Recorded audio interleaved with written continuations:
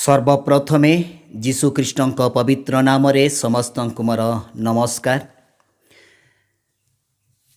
आज मु आपण मान निकटरे ईश्वर वाक्य नहीं आसबार उद्देश्य है जे अनेक लोक मैंने जीशुख्रीष्ण विषय एपर्यंत जानी नाहंती। से माने जीशुख्रीष्ण विषय तो किछि जानी नाहंती, तथापि जीशुख्रीष्ण विरुद्ध रे विभिन्न प्रकार कथा कहवाक से माने साहस करुचंती। एथिपाई से माने जेपरिक जीशुख्रीष्ण विषय किछि जानिबे आउ जीशुख्रीष्ण विरुद्ध रे किछि मंद कथा कहवा पूर्वरु से माने किछिटा विचार करिवे जे जीशुଙ୍କ विषय ए प्रकार कहवा उचित कि ना। से विषय से माने जेपरि चिंता करिवे आउ से मानक विवेक रे जेपरिक कृष्णଙ୍କର किछि वाक्य स्मरण रे आसीबो आउ से माने जीशुଙ୍କ विषय रे किछि मंद कथा कहवा पूर्वरु से माने भल चिंता करी जीशुଙ୍କ विषय रे मंद कथा न कही जीशु जे जड़े त्राणकर्ता यह जेपरि से माने विश्वास करिवे आउ जीशुଙ୍କ विषय रे से माने साक्ष्य देवे। एथिपाई से मानक बुझेइबा पाई केवल से माने नुहंती, केवल जो माने ए प्रकार मंद भावरे कमेंट करुचंती बा कथा कहउचंती केवल मो सेमानक विषय रे कहू नाही, किंतु जो माने आज पर्यंत जीशुଙ୍କ विषय रे प्रकृत जीशु किए ताहा जानी नाहंती से माने भी जेपरि बुझी पारिबे जानी पारिबे। एथिपाई ए उद्देश्य रे आज ए वीडियो मु आपण मानक साक्षात रे रखिबाकू इच्छा करे। कारण एपरि केतेक लोक माने अछंती जे जीशु ख्रीष्ट केवल तीनोटी कंटारे मरीगले बा से निजकू तो रक्षा करि पारिले नाही, अन्य को से कौन रक्षा करि पारिबो एपरि अनेक लोकंकर भावना बा चिंताधारा रही अछि। किंतु मु आपण मानको स्पष्ट करबाको इच्छा करे। माथ्यू पुस्तक आपण माने देखंतु 16 अध्याय 21 पदरे सही समय ठारू जीशु ख्रीष्ट आपणा शिष्य मानकु बुझेइबाकू लागिले जे ताहंकु अवश्य जेरुसालेम को जीवाकू हेबो एवं प्राचीन प्रधान याजक और शास्त्री मानक हस्तरु बहुत दुख भोग करी हत हेबाकू हेबो, पुणी तृतीय दिवस रे अतीत हेबाकू हेबो। से माने ए प्रकार कमेंट करती जे जीशु ख्रीष्ट केवल तीनोटी कंटारे मरीगले निजकू तो रक्षा करि पारिले नाही, आउ अन्य को से कौन रक्षा करि पारिबो बोली सेमानकर चिंताधारा। किंतु एठारे लिखाई जे जीशु ख्रीष्ट आपणा शिष्य मानकू कहिले जे मु अवश्य जेरुसालेम को जीवाकू हेबो, मते जेरुसालेम को जीवाकू हेबो, आउ जेरुसालेम रे जेतेबेले मु जीवी प्राचीन मानक द्वारा आउ याजक मान प्रधान याजक मानक द्वारा आउ शास्त्री मानक द्वारा बहुत दुख भोग करबाकू पड़िबो आउ हत हेबाकू मध्य पड़िबो। तामाने जीशु ख्रीष्ट से मरिबा पूर्वरु तांको विषय रे निजर शिष्य मानक कहउचंती जे मु अवश्य बहुत दुख भोग करबाकू पड़िबो। माने ए जो प्राचीन प्रधान याजक शास्त्री माने मते शत्रु मानक हस्तरे समर्पण करिवे, से माने मते प्रहार करिवे आउ से माने मते जीवन रे मारिबा पाई चेष्टा करी मते हत हेबाकू पड़िबो। माने एमाने मते मारिदेवे जीवन रे, किंतु लेखाइछि मो मला परे एमाने जेतेबेले मते मारिबे तापरे तृतीय दिवस रे पुनर्बार मु बंची उठिबी बोली जीशु ख्रीष्ट कहउचंती।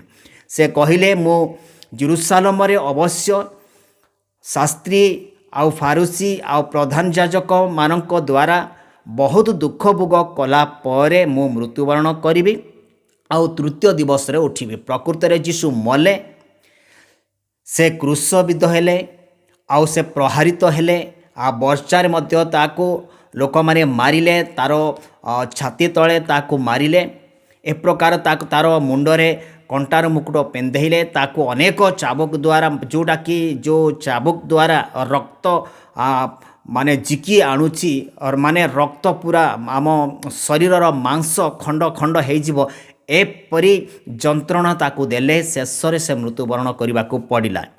किंतु जेपरी से कहले सेहीपरि पुनर्बार से बंची उठिले तृतीय दिवस रे। माने ଯେତେବେଳେ ଆମେ ଦେଖିବା ମାଥ୍ୟୁ ପୁସ୍ତକ 12 ଅଧ୍ୟାୟ 39-40 ପଦରେ ମଧ୍ୟ ଲେଖା ହେଇଛି ଯେ ସେତେବେଳେ ଲୋକମାନେ ଯୀଶୁଙ୍କ ବିଷୟରେ ଅନେକ ଆଲୋଚନା କଲେ, ସମାଲୋଚନା କଲେ, କିନ୍ତୁ ଯୀଶୁ ସେମାନଙ୍କୁ କହିଲେ ତୁମ୍ଭେମାନେ ମୋ ବିଷୟରେ କିଛି ଚିହ୍ନ ଦେଖିବାକୁ ଚାହୁଁଅଛ, ମାନେ ଗୋଟେ ଚିହ୍ନ ଦେଖି ମୋ ଠାରେ ବିଶ୍ୱାସ କରିବାକୁ ଆପଣମାନେ ଚାହୁଁଛନ୍ତି, କିନ୍ତୁ ଜୋନସଙ୍କ ଚିହ୍ନ ବିନା ଅନ୍ୟ ଚିହ୍ନ ତୁମକୁ ଦିଆଯିବ ନାହିଁ। ଅର୍ଥ କ'ଣ? ଜୋନସ ଯେପରି 3 ଦିନ 3 ରାତ୍ର ପର୍ଯ୍ୟନ୍ତ ମତ୍ସ୍ୟର ଉଦରରେ ଥିଲେ, ମାନେ ମାଛର ପେଟରେ ଥିଲେ, ଆଉ ପରେ ସେ ମାଛର ପେଟରୁ ବାହାରିଲେ, ସେହିପରି ମନୁଷ୍ୟ ପୁତ୍ର ମଧ୍ୟ ଅବଶ୍ୟ ଭୂଗର୍ଭରେ ସେ ରହିବେ 3 ଦିନ 3 ରାତ୍ର, ତାପରେ ସେ ପୁନର୍ଜୀବିତ ହେବେ। ନିଜ ବିଷୟରେ ସେ ସାକ୍ଷ୍ୟ ଦେଲେ, ସେ ମରିବା ପୂର୍ବରୁ ନିଜ ବିଷୟରେ ସାକ୍ଷ୍ୟ ଦେଲେ, ଯାହା ସେ ସାକ୍ଷ୍ୟ ଦେଲେ ସେ ସବୁ ସଫଳ ହେଲା। କେବଳ ଯୀଶୁ ମରିଗଲେ ତାହା ନୁହେଁ, ସେ ତୃତୀୟ ଦିବସରେ ବଞ୍ଚି ଉଠିଲେ। ଏହା ବି ଆପଣମାନେ ଜାଣନ୍ତୁ, ଆପଣମାନେ ଯେ ଯୀଶୁ ଖ୍ରୀଷ୍ଟ ପ୍ରହାରିତ ହୋଇ ସେ ପ୍ରାଣ ତ୍ୟାଗ କଲେ ତାହା ଆପଣମାନେ ସତ କହୁଛନ୍ତି, କିନ୍ତୁ ଏହା ଆପଣମାନେ ଜାଣିନାହାନ୍ତି ଯେ ଯୀଶୁ ଖ୍ରୀଷ୍ଟ ମଲା ପରେ ତୃତୀୟ ଦିନରେ ସେ ପୁନରୁତ୍ଥିତ ହେଲେ, ପୁନର୍ଜୀବିତ ହେଲେ। ଏହା ଆପଣମାନେ ଜାଣିନାହାନ୍ତି। ଏହା ହିଁ ବହୁତ ବଡ଼ ବିଷୟ ରହିଅଛି। ଏଣୁ ଆପଣମାନେ ଏହା ଜାଣନ୍ତୁ, ଯେପରି ଆପଣମାନେ ଜାଣିଲେ ଯେ ଯୀଶୁ ଖ୍ରୀଷ୍ଟ 3ଟି କଣ୍ଟା ମରାଗଲା, ମସ୍ତକରେ କଣ୍ଟାର ମୁକୁଟ ଦିଆଗଲା, ତାର ଛାତିରେ ବକ୍ଷସ୍ଥଳରେ ତାର ବର୍ଚ୍ଛାରେ ଆଘାତ କରାହେଲା, ତାପରେ ସେ ମରିଗଲେ। ଏତିକି ବିଷୟ ଆପଣମାନେ ଜାଣନ୍ତି, କିନ୍ତୁ ଯୀଶୁ ଯେ ତୃତୀୟ ଦିନ ପରେ, ମାନେ ତୃତୀୟ ଦିବସ ପରେ ସେ ପୁନରୁତ୍ଥିତ ହେଲେ ବା ପୁନର୍ବାର ସେ ଜୀବିତ ହେଲେ, ଏ ବିଷୟରେ ଆପଣମାନେ ଜାଣିନାହାନ୍ତି। ଏହା ହିଁ ବହୁତ ଭୁଲ ରହିଅଛି। ଆପଣମାନେ ବୁଝି ଯାଆନ୍ତୁ ଯେ ଯୀଶୁ ଖ୍ରୀଷ୍ଟ ପୁନର୍ବାର ସେ ଜୀବିତ ହେଲେ, ଆଜି ପର୍ଯ୍ୟନ୍ତ ସେ ଜୀବିତ ଅଛନ୍ତି। ପୁନର୍ବାର ସେ ଆସିବେ ବିଶ୍ୱାସୀମାନଙ୍କୁ ନେବା ପାଇଁ, ଆଉ ଯେଉଁମାନେ ତାଙ୍କ ବିରୁଦ୍ଧରେ କଥା କହିବେ ସେମାନଙ୍କୁ ଦଣ୍ଡ ଦେବା ପାଇଁ ପୁନର୍ବାର ସେ ଆସିବେ। ବର୍ତ୍ତମାନ ସେ ପାପୀମାନଙ୍କ ନିମନ୍ତେ ପ୍ରାଣ ଦେବା ପାଇଁ ଆସିଥିଲେ। ଯେପରି ବର୍ତ୍ତମାନ ଆମେ ଅନେକ ଜାଗାମାନଙ୍କରେ ଦେଖିବାକୁ ପାଉଛୁ ଯେ ହିନ୍ଦୁ ଧର୍ମର ଲୋକମାନେ କ'ଣ କରୁଛନ୍ତି ଯେ ଛେଳି, କେହି ତ ଛେଳି, କେହି ତ ଗୋରୁ ଆଉ ପୁଢ଼ମାନଙ୍କୁ, ଏପରି କେତେକ ଘୁଷୁରୀମାନଙ୍କୁ ମଧ୍ୟ ସେମାନେ କ'ଣ କରୁଛନ୍ତି, ତାକୁ ମାନେ ବହୁତ ଆଘାତ କରନ୍ତି। କେବଳ ତାର ବେକ କାଟି ମାରି ଦେଉନାହାନ୍ତି, କିନ୍ତୁ ବହୁତ କଷ୍ଟ ଯନ୍ତ୍ରଣା ଦେଇ ତାକୁ ଆଘାତ କଲା ପରେ ତାକୁ ମାରୁଛନ୍ତି। ତାମାନେ କ'ଣ? ସେଇଟା ହେଉଛି ଯୀଶୁ ଖ୍ରୀଷ୍ଟଙ୍କର ବଳିଦାନର ନିଦର୍ଶନ। ବର୍ତ୍ତମାନ ତା ପୂର୍ବରୁ ମଧ୍ୟ ଇସ୍ରାଏଲରେ ଯହୁଦୀମାନେ ବା ଇସ୍ରାଏଲ ଲୋକମାନେ କ'ଣ କଲେ, ନିଜର ପାପକୁ ପ୍ରାୟଶ୍ଚିତ କରିବା ପାଇଁ ଅନେକ ଏପରି ଗାଈକୁ ବା ମେଣ୍ଢାକୁ ସେମାନେ ମେଷକୁ ବଳିଦାନ କରିଥିଲେ। କିନ୍ତୁ ସେହି ବଳିଦାନ ଯୀଶୁ ଖ୍ରୀଷ୍ଟଙ୍କର ବଳିଦାନର ଗୋଟେ ତାହା ସୂଚାଏ, ଯେପରିକି ଯୀଶୁ ଖ୍ରୀଷ୍ଟ ଏ ଜଗତକୁ ଆସିବେ, ପାପୀମାନଙ୍କ ନିମନ୍ତେ ନିଜର ପ୍ରାଣ ଦେବେ। ସେ ବହୁତ ପ୍ରହାରରେ ପ୍ରହାରିତ ହୋଇ ସେ ପ୍ରାଣ ତ୍ୟାଗ କରିବାକୁ ପଡ଼ିବ। ଏ ସମସ୍ତ ବିଷୟ ନେଇକରି ପୁରାତନ ନିୟମରେ ଲୋକମାନେ କ'ଣ କଲେ ନା, ମେଷମାନଙ୍କୁ ବଳିଦାନ କରିଥିଲେ। କିନ୍ତୁ ସେହି ବଳିଦାନର ଉଦ୍ଦେଶ୍ୟ ବା ତାର ଯେଉଁ ତାତ୍ପର୍ଯ୍ୟ ରହିଅଛି ଯେ ଯୀଶୁ ଖ୍ରୀଷ୍ଟ ଜଗତକୁ ଆସି ପାପୀମାନଙ୍କର ପରିତ୍ରାଣ ନିମନ୍ତେ ସେ ପ୍ରାଣ ଦେବେ ଆଉ ପୁନରୁତ୍ଥିତ ହେବେ, ଏ ବିଷୟରେ ତାର ନିଦର୍ଶନ ରହିଅଛି। ଏଣୁ ଆପଣମାନେ ବୁଝିଗଲେ ମୁଁ ବିଶ୍ୱାସ କରୁଛି। ଆଉ ଯୀଶୁଖ୍ରୀଷ୍ଟଙ୍କ ବିନା ଜଗତରେ ପରିତ୍ରାଣ ଦେବା ପାଇଁ ଆଉ କେହି ନାହାନ୍ତି। ଆକାଶ ତଳେ ମନୁଷ୍ୟମାନଙ୍କ ମଧ୍ୟରେ କେବଳ ଯୀଶୁ ହିଁ ପରିତ୍ରାଣକର୍ତ୍ତା ଅଟନ୍ତି। ମୁଁ ଯେଉଁମାନେ କି ଏପରି ଯୀଶୁଙ୍କ ବିଷୟରେ ଅନାବନା କମେଣ୍ଟ କରନ୍ତି ବା କଥା କହନ୍ତି, ସେମାନଙ୍କ ବିଷୟରେ ସେମାନଙ୍କୁ ମୁଁ ପ୍ରତ୍ୟୁତ୍ତର ଦେଇପାରିବି। ଯଦି ଦେବି, ଆପଣମାନେ କିଛି ଭୁଲ ବୁଝନ୍ତୁ ନାହିଁ କି ଦୁଃଖ କରନ୍ତୁ ନାହିଁ। ଆପଣମାନଙ୍କୁ ବୁଝାଇବା ପାଇଁ ମୁଁ କହୁଛି, ଆପଣ ଯାହାଙ୍କୁ ପ୍ରଭୁ ବା ଭଗବାନ ବୋଲି ମାନୁଛନ୍ତି, ଶ୍ରୀକୃଷ୍ଣ ସେ ଜଣେ ରାଜା ଥିଲେ। ସେ ଯଦି ପ୍ରକୃତ ଈଶ୍ୱର ହୋଇଥାନ୍ତେ, ତାହେଲେ ଯେତେବେଳେ ସ୍ତ୍ରୀମାନେ ଯେଉଁମାନେ ଯେତେବେଳେ ସ୍ନାନ କରିବାକୁ ନଦୀରେ ଗଲେ, ସେମାନଙ୍କର କପଡ଼ା ଗୋଟିଏ ଜାଗାରେ ରଖିକି ଯେତେବେଳେ ସେମାନେ ସ୍ନାନ କରୁଛନ୍ତି, ସେତେବେଳେ ସେମାନଙ୍କର କପଡ଼ା ଚୋରାଇକି ନେବା, ଆଉ ସେମାନେ ଯେତେବେଳେ ଉଲଗ୍ନ ଅବସ୍ଥାରେ ନଦୀରେ ସ୍ନାନ କରୁଛନ୍ତି, ସେତେବେଳେ ସେମାନଙ୍କର ଉଲଗ୍ନ ଶରୀରକୁ ଦେଖିବା ପାଇଁ ସେ ଯେଉଁ ଗଛ ମୂଳରେ ଚଢ଼ିକିରି ତାହା ଦେଖୁଛନ୍ତି, ତାହା ପୁଣି ଏତେ ଚରିତ୍ରହୀନ।